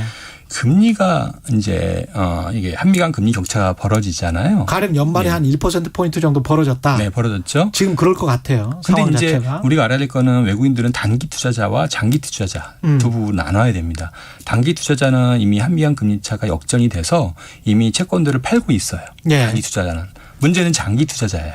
장기 투자자가 한 3분의 1로 대다수를 차지하는데 이 사람들은 역시 이제 마찬가지로 장기 금리의 차를 보고 그렇죠. 하겠죠. 예. 근데 장기 금리 차는 지금 한국의 채권이 더 높아요. 근데 그게 지금 상황에서 미국의 장기 금리가 빠르게 올라가면서 그 갭이 줄어들고 있고요. 그 과정에서 외국인들의 채권을 다시 팔고 있어요. 그래서 네. 전체 외국인의 채권 매도 금액은 8월 한 달 동안 2조가 넘게 지금 진행되고 있어요. 그러니까 10년짜리 장기물까지도 팔기 시작하면 이거는 문제가 된다. 그렇죠. 지금 예. 그래서 아마 한국은행은 7월 달 데이터를 본 것 같아요. 7월 달, 6월 달까지는 한국 외국인들이 채권을 계속 많이 매수를 했어요. 근데 그러던 것이 8월 들어서 미국의 장기 금리가 바뀌면서 지금 매도로 전환되고 있거든요. 예. 이런 상황에서 달러가 당연히 원화 가치가 양세가 됐죠. 약세가 되는 상황이 좀 심화되고 있는 국면이에요. 정부는 어떻게 해야 됩니까? 지금 선택을 해야 될 것 같아요. 예, 선택을 해야 되는 상황입니다. 예. 한국은행 입장에서는 어쩔 수 없이 제가 보기에는 금리를 올릴 수밖에 없는 상황인 거고요. 0.25의 베이비 스텝이 아닌 그거 갖고는 안 된다는 얘기죠. 그거 갖고는 안 된다. 네. 예. 그러면은 과감하게 금리를 올려야 되는데 빅스텝을 올려야 되는데 그랬을 때 말씀드린 바와 같이 지금 가계부채의 리스크가 그대로 수면에 들어갈 수밖에 없잖아요. 그래서 파월이 이야기한 것처럼 그 페인, 고통이 한국의 가계에도 전가가 될 수밖에 없는 상황이. 제가 그래서 그 파월이 얘기한 거는 자국 국민이 아니라 타국 국민을 얘기한 것 같아요. 저는요. 자국 국민이 아니고 한국 국민을 얘기하는 것 같고요. 가계 대출과 관련해서 뭐 우리가 뭐 거의 주요 선진국 중에서 탑이죠. 가장 대비. 지금 위험한 상황이니까요. 그래서 할 수 있는 정책은 어떻게든 기준금리 올라가는 만큼 대출 금리를 적게 상승할 수 있도록 규제를 해야 돼요. 알겠습니다. 여기까지 디테일한 건 나중에 말씀드리겠습니다. 아까 그 김봉신의 눈 시간에 언급한 지지율 수치 다시 한번 말씀드릴게요. 한국갤럽 자체조사 7월 26일, 28일, 8월 2일, 4일, 9일, 11일, 8월 16일, 18일 조사한 결과였고요. 자세한 내용은 중앙선거 여론조사심의 홈페이지 참조하시면 됩니다.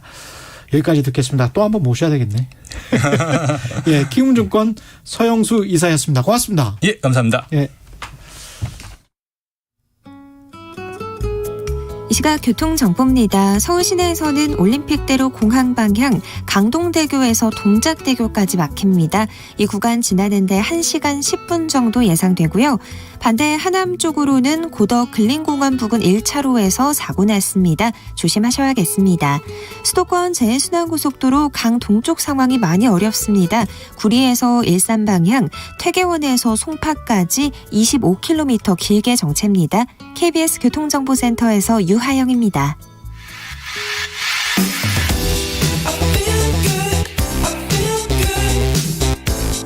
세상에 이익이 되는 방송 최경영의 최강시사.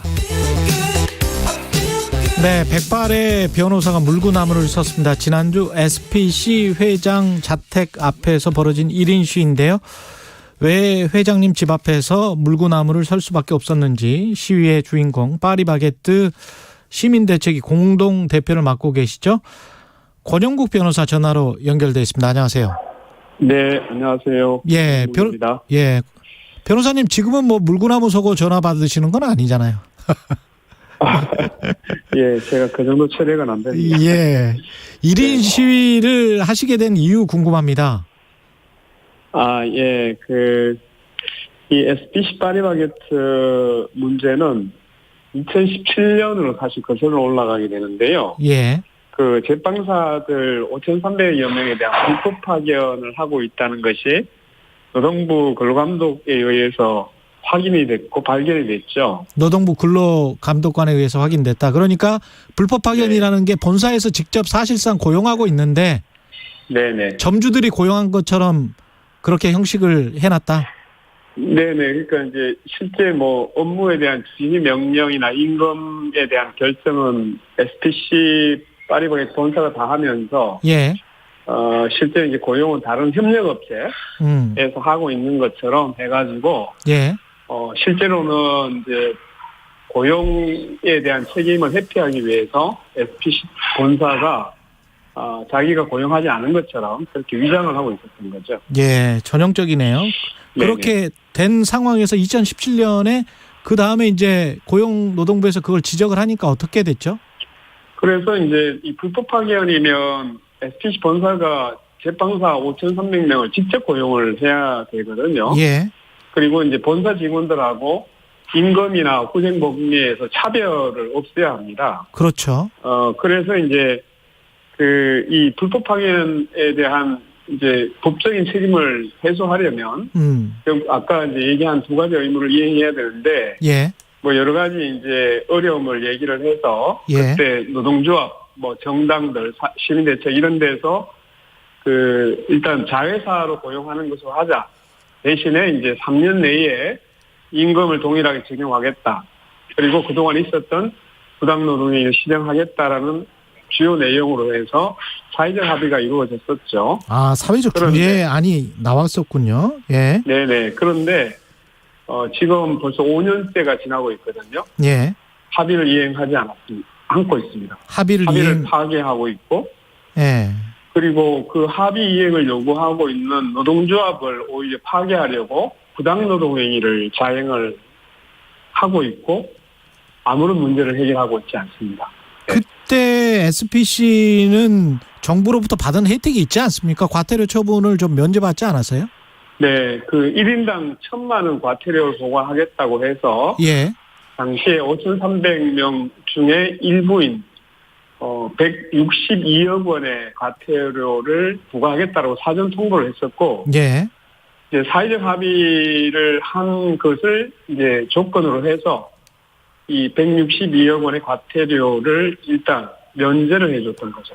아, 그러면 162억 원은 면제받고 사회적 합의를 지키겠다라고 약속을 했는데 지금 5년 동안 지키지 않고 있다. 왜 안 지키는 겁니까? 이제 이거를 보니까 주로 보면 이제 그 급여를 본사 직원하고 동일하게 적용을 해야 되는데 예. 이게 비용이 들어가는 문제이잖아요. 그렇죠. 그리고 또 하나는 노동조합을 인정하니까 이제 여러 가지 휴가권, 모성권 이렇게 해서 근로기준법상의 권리나 이런 것들을 제대로 이행을 해야 되는 문제가 생기잖아요. 그러니까 이제 합의 이행을 하고 싶은 생각은 없고 또 근로기준법을 제대로 지킬 생각이 없으니까 결국 그것을 이제 요구하고 있는 노동조합을 없애는 방향으로 지금 5년 동안 불법 경영을 해왔다는 것이 확인이 되고 있습니다. 그러면 그 5년 동안에 노동조합을 없애기 위해서 어떤 행동을 했던 거예요? 우리도 놀랐는데, 예. 이제 민주노총 조합은 제로라는 방침을 내부적으로 세우고, 매일 이제 조회를 할 때, 우리가 이제 보통 8개 본부가 있습니다. 이게 SPC 파리바게트에는. 예. 근데 이제 본부장들이 주도하에 그 민주노총의 조합은 명단을 이제 그 매일 확인하면서 그날 이제 탈퇴 현황이나 이런 것들을 체크하고 탈퇴하고 있지 않은 곳에는 관리자를 투입을 해서 계속적으로 괴롭히고 또 탈퇴하지 않으면 상진 차별을 해서 불이익을 계속적으로 줬던 것이죠. 그러니까 견디기 힘들게 만들어서 결국은 노조 탈퇴를 작년 3월에서 6월까지는 보면 한 달에 100명씩 무더기로 탈퇴하는 그런 이제 상황이 발생하게 됐었습니다. 그러면 탈퇴 압박은 누가 하는 거예요? 그 점주들이 하는 겁니까? 아닙니다. 그 이제 SPC 여기 자회사라고 했잖아요. 예. 제빵사들 고용한 곳이. 그 이제 자회사의 대표이사의 지시 하에 회사가 전사적으로 조직적으로 이제 본부장 그 밑에 있는 상위 제조장이라고 하는 것도 매우 고위직이거든요. 예. 이런 이제 그 조직 체계에 따라 가지고 중간 관리자들 동원하고 이런 식으로 해서 전사적으로 이루어졌던 것입니다. 이 관련해 가지고 불매 운동도 일어났었고 그랬는데 가맹 점주들 입장에서는 본인들이 이제 영업 피해를 당하게 되니까 이것과 관련해서도 또 이제 대응을 하겠다는 그 상황으로 돼 있잖아요. 네네. 그러면 이게 자칫 을대 을의 싸움 비슷하게 지금 되는 것 같은데요. 이건 사실은 SPC 본사, SPC 이제 기업이 이런 이제 서로 갈등을 조장하고 있는 겁니다.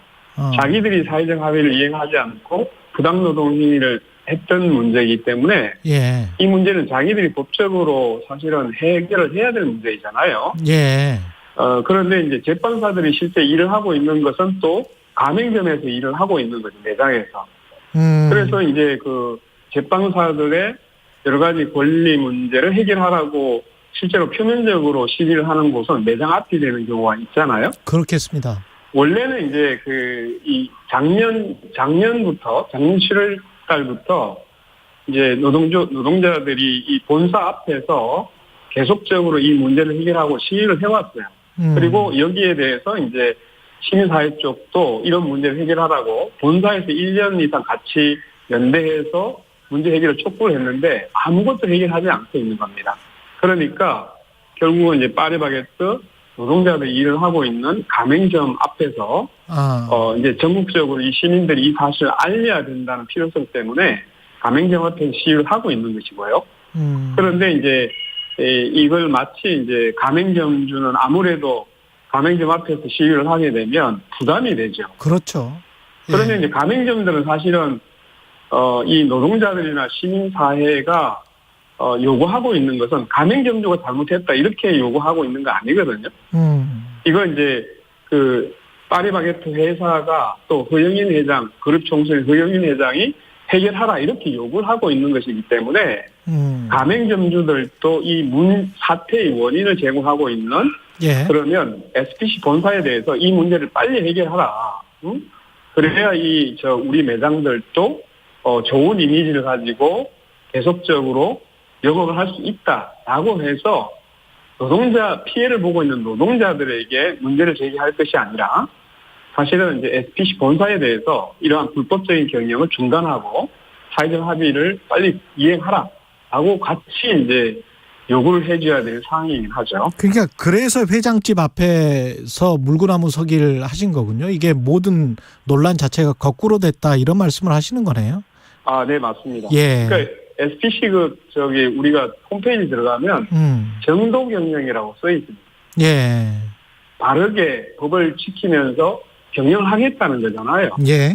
근데 실제로 내부로 들어가 보니까 불법 파견을 하고 또 불법 파견에 대한 법적 책임 때문에 사회적 합의를 했는데 이걸 이행하지 않고 또 이 이행을 요구하는 노조를 오히려 파괴하려고 하고 이런 이제 불법 경영을 한 현실이 사실은 거꾸로 서 있는 현실이라는 생각 때문에 물구나무를 서게 된 것입니다. 마지막으로 시간이 한 30초밖에 안 남았는데요. 그렇게 그동안에 한 4, 5년 동안 계속 그 노조원 탈퇴를 강요를 했다면 지금 남아있는 노조원들도 몇 명 안 되겠습니다. 이런 요구를 하는. 거의 독립투사 신청을 남아있다고 얘기를 합니다. 한 200명 정도가 현재 남아있는데 예전에는 한 700명 이상이 됐었죠. 750명.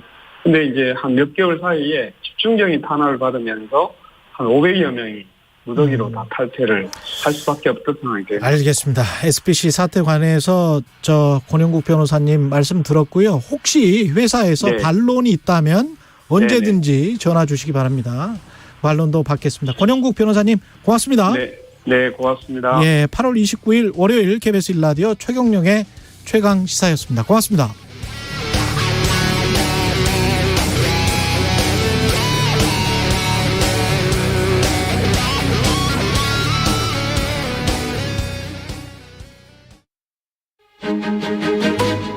코로나19가 면역 감소와 새로운 변이 확산으로 다시 증가하고